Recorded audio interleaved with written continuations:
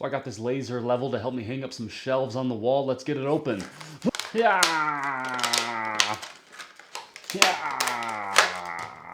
You get a user's manual, you get the device itself. Looks like it's 2 7/8 of an inch by about 1 3/4 of an inch by about 2 3/8 of an inch. You get the rotating wall attachment here. It looks like on the back of it, it has a drywall pin right here. And very gracious, they send us 2 AA batteries. Hi-ya!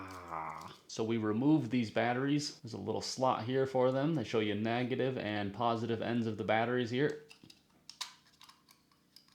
Negative end up on that side, positive end up on that side. So to get this in here, you just connect this right here and then push down in.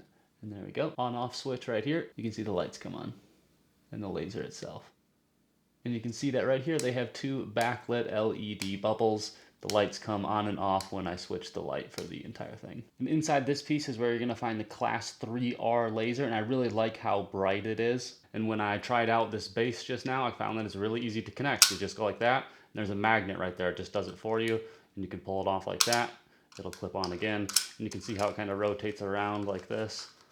And I'll turn off the lights like this so you can see how well this line actually shows up on the wall. It's actually pretty bright.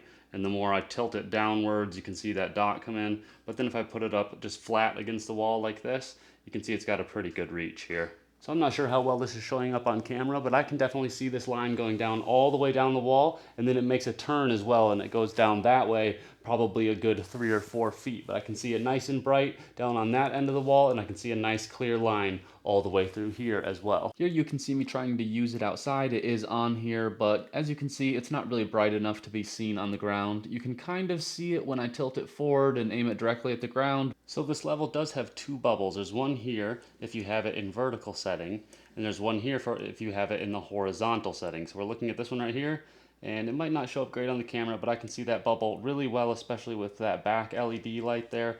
Really clear lines that separate where the middle of this thing is at. So I can set it to a level line here, and I can figure out where I will place my next mark.